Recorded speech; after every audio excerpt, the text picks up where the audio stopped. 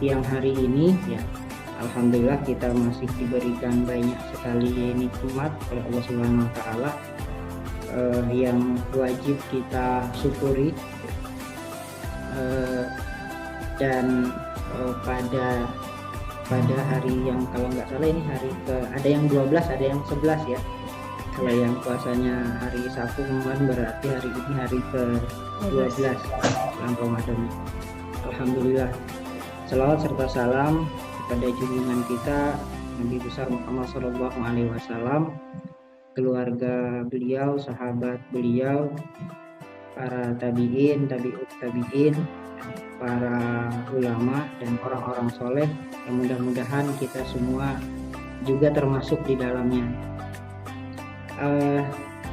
Alhamdulillah ini mendapatkan amanah dari SDM ya untuk mengisi kajian Ramadan. Ya pada kesempatan ini merupakan amanah ya, karena kalau kata para ulama yang paling jauh itu adalah angan-angan, yang paling dekat itu adalah kematian, dan yang paling berat ini amanah. Nah, saya ini masih fakir ya dalam ilmunya ini, tapi mencoba berbagi ya ke Bapak Ibu semua. Mudah-mudahan kita bisa istiqomah mengikuti program kajian Ramadan ini sampai dengan selesai. Ya, pada ini saya izin seperti Pak Kris kemarin menggunakan PowerPoint ya, biar lebih filmnya sampai gitu ya. Jadi hari ini untuk berbagi semangat, berbagi keberkahan.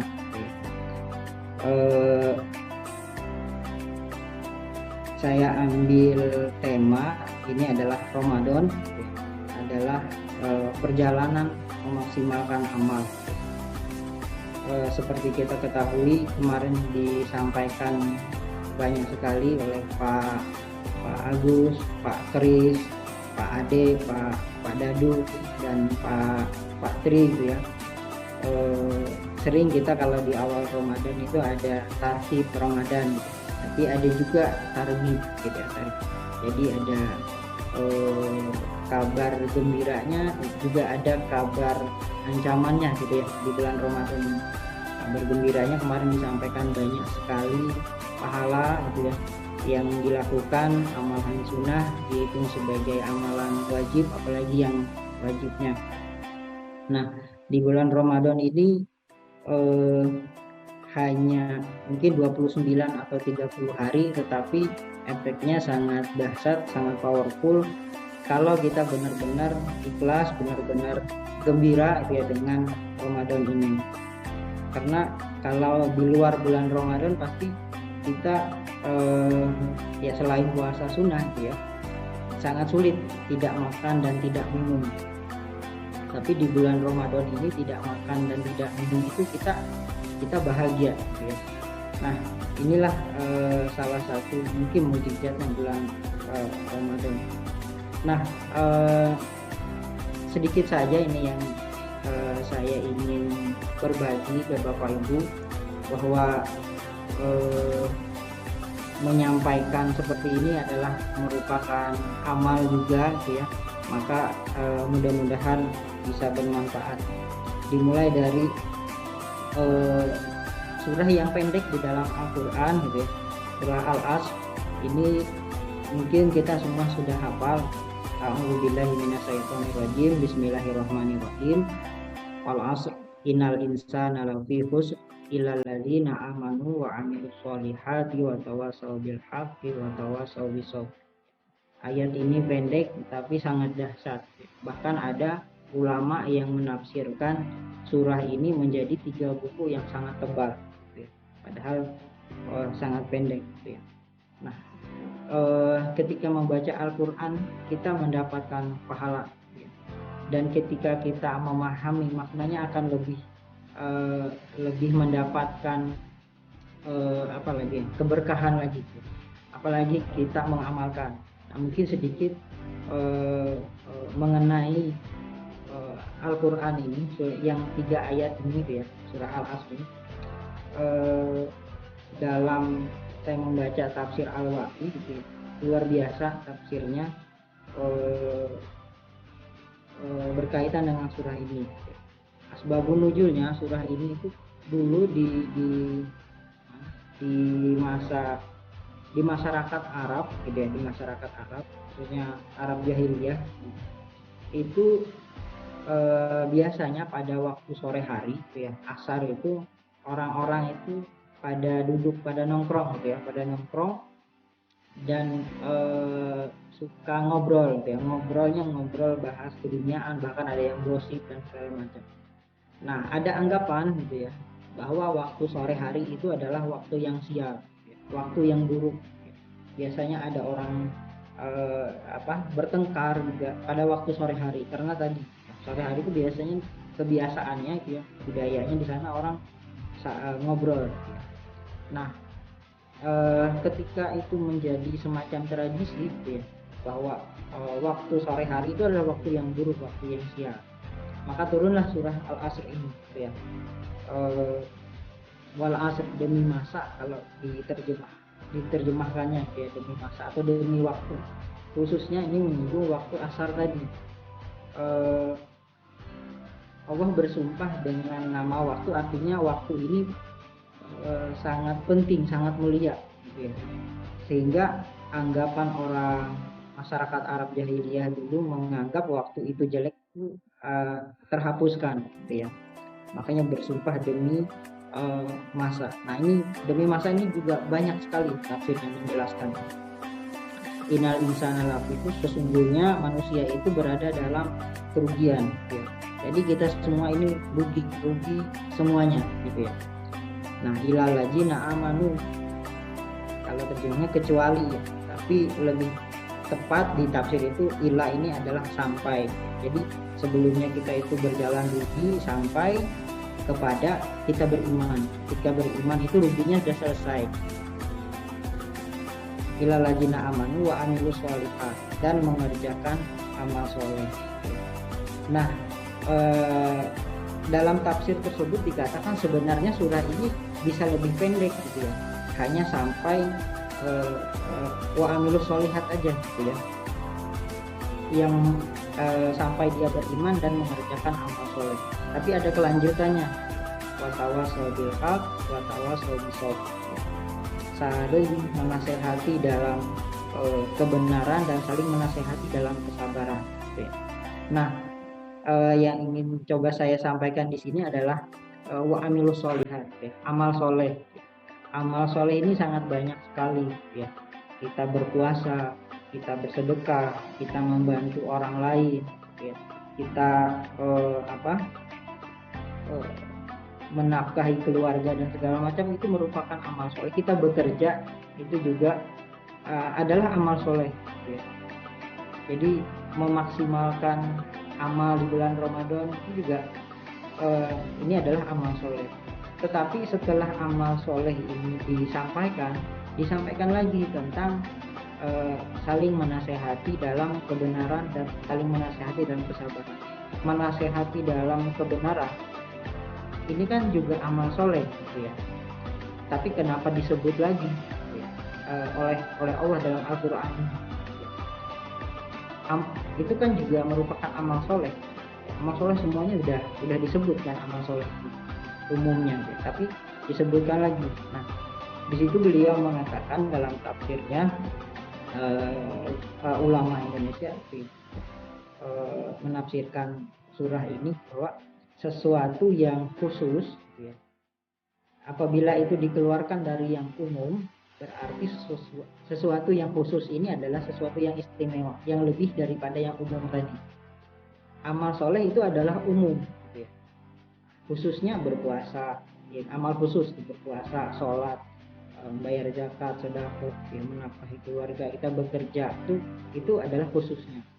Nah, salah satu yang khusus ini adalah saling menasehati dalam kebenaran dan saling menasehati dalam kesabaran. Ini kan khusus. dikeluarkan dari yang umum tadi, amal soleh tadi. Itu merupakan amal soleh juga, dan tapi dikeluarkan dari yang umum, dari amal soleh secara umum, yaitu watawasau bil haq watawasau bis sabr. Artinya amalan ini lebih daripada amalan umum yang lain, dia lebih istimewa. Nah, maka dari itu pada kesempatan kali ini kita saling menasehati dalam kebenaran, saling menasehati dalam kesabaran. Itu amalnya luar biasa, ya, luar biasa. Baik itu dari sisi pahalanya, baik itu dari sisi kebaikan yang akan kita dapat ketika kita melaksanakan perintah ini. Kalau perintah beriman itu tidak ada yang dilakukan secara fisik, gitu ya. Kita hanya meyakini dalam keimanan, gitu ya, dalam keyakinan. Nah, mengerjakan amal soleh baru ada perbuatannya, gitu ya. Nah, khususnya tadi amal yang yang lebih daripada amal soleh yang lain adalah tadi watawasau bil haq watawasau bis sabr, saling mengingatkan, saling menasehati dalam kebenaran, dan saling menasehati dalam kesabaran. Nah, ini luar biasa ya, setelah membaca tafsir ini tuh, oh ternyata seperti ini ya. Satu saja surah Al-Quran, bagaimana kalau kita coba menyelami Al-Quran satu persatu, kita baca tafsirnya, itu luar biasa ternyata kandungan di dalamnya. Makanya tadi para ulama yang menulis kitab ini, dari satu surah ini ya, 3 ayat ini bisa menghasilkan 3 kitab yang sangat luar biasa, yang tebal gitu. Nah, kaitannya dengan itu, saya ingin menyampaikan sebuah cerita saja, gitu ya. Sebuah cerita juga terdapat di dalam Al-Quran, di dalam surah Al-Kahfi disebutkan namanya 3 kali di dalam Al-Quran, yaitu Raja Iskandar Dzulkarnain. Mungkin sering dengar dengan nama ini, gitu ya. Orang Barat ada yang mengatakan bahwa dia adalah Alexander Agung, gitu ya, tapi bukti otentik sejarahnya kurang valid juga, gitu ya. Nah, jadi Raja Iskandar Dzulkarnain ini pada suatu waktu ingin menyeberangi suatu wilayah, ya, ingin menaklukkan satu wilayah yang lain. Nah, cerita ini ada di dalam kitab karangan ulama fenomenal juga di Indonesia, ya. Beliau seorang ulama, beliau seorang sastrawan, beliau seorang politikus juga, ya. Saya sudah tahu ini beliau adalah Buya Hamka, ya, dalam kitabnya tafsir, dalam kitabnya Tasawuf Modern, ya.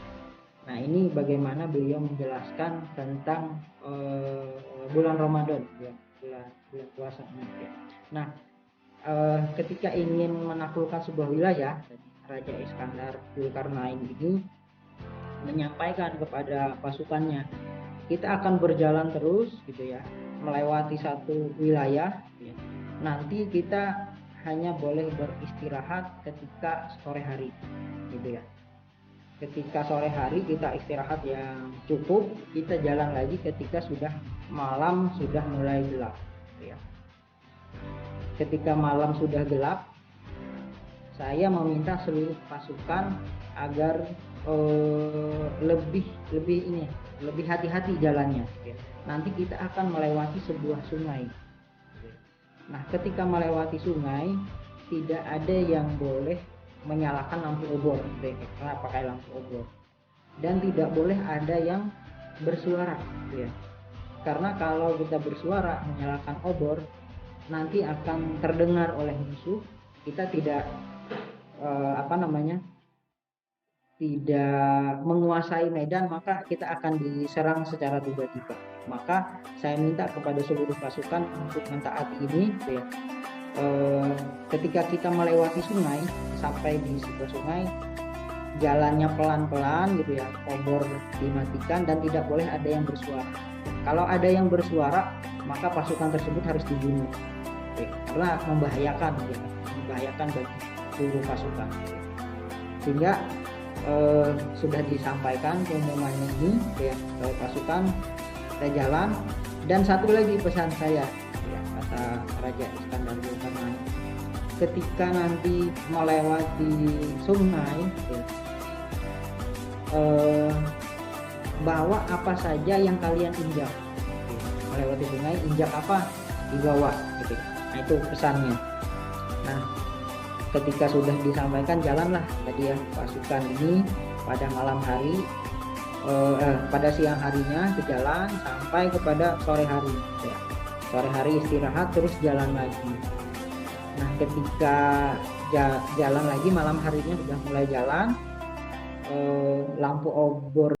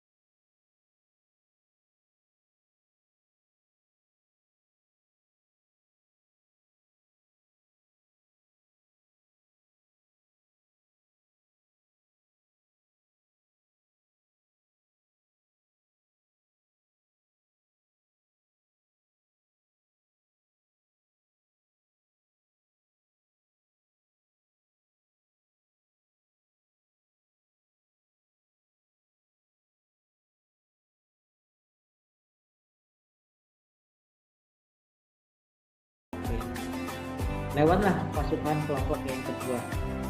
Baru yang ketiga yang terakhir nih, ketika melewati sungai juga, menginjakan kakinya ke air, ternyata batu juga diambil dibawa gitu ya. Jalan lagi batu lagi dibawa, sampai lewat dibawa semuanya yang diinjak sampai penuh, semua kantongnya penuh, sampai dimasukin di baju dan dibawa, dipakai alat tamengnya dibawa juga gitu ya. Jadi sampai sangat keberatan, sangat kesusahan gitu ya kelompok yang ketiga ini membawa apa yang diinjaknya di sungai tadi, karena ini perintah sang raja gitu. Nah ketika semua pasukan sudah lewat, dan sampailah mau harinya terang gitu ya, sudah siang ya, sudah subuh lah gitu ya, barulah kelihatan apa yang mereka bawa tadi gitu ya. Ternyata yang mereka bawa ini kalau dalam film plot twistnya gitu ya, ternyata batu yang dibawa tadi bukan batu biasa gitu ya. Ternyata batu itu adalah bongkahan berlian, ada yang bongkahan emas gitu ya. Wah, kelompok yang pertama tadi ketika melihat kelompok yang ketiga membawa bongkahan berlian, bongkahan emas, sangat menyesal gitu ya. Kenapa saya nggak bawa tadi ya? Sangat rugi, sangat menyesal. Ternyata itu semuanya emas, batu berlian. Kelompok yang kedua menyesalnya lebih sedikit lah ya, alhamdulillah bawa 1-2 gitu ya, daripada nggak bawa sama sekali. Tapi juga masih menyesal kenapa nggak dimaksimalkan, masih ada kosong nih kantongnya gitu ya, kenapa nggak dibawa semua. Kelompok yang tiga bersyukur, alhamdulillah dia bisa maksimal membawa ini gitu ya. Membawa ternyata itu berlian emas yang sangat menguntungkan bagi mereka. Nah dari cerita inilah bisa kita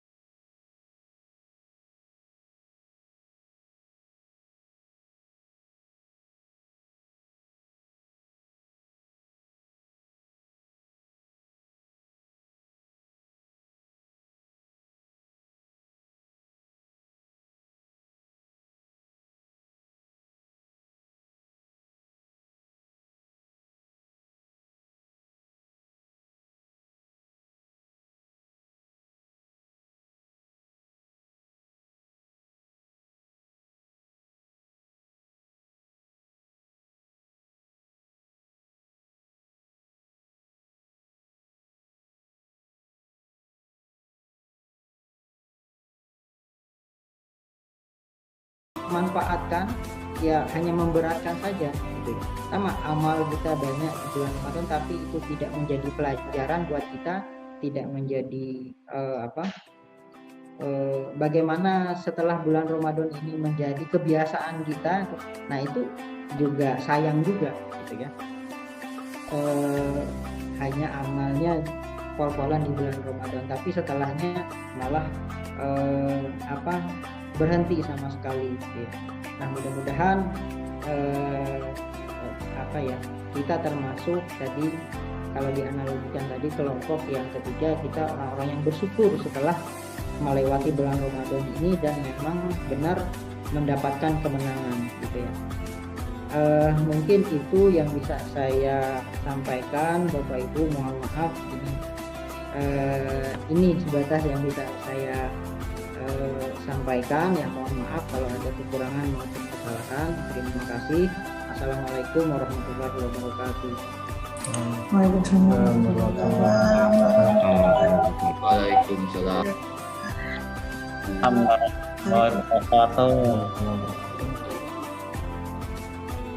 Baik, alhamdulillah kita telah selesai mendengarkan tadi. Yang bisa kita ambil dari kajiannya, maksimalkan amal soleh kita selama bulan Ramadan ini. Kalau setelah bulan Ramadan juga tetap jangan kendor, harus tetap dimaksimalkan. Semoga kita termasuk orang-orang yang selalu bersyukur di bulan Ramadan. Baik Bapak Ibu, terima kasih kepada Pak Rahmadi yang sudah memberikan tausiahnya kepada kita semua. Semoga dari ilmu yang disampaikan dapat bermanfaat dan menjadi keberkahan terhadap kita semua.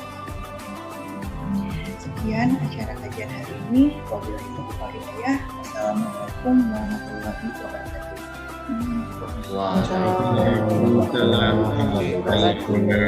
Terima kasih banyak Ustaz Rahmadi.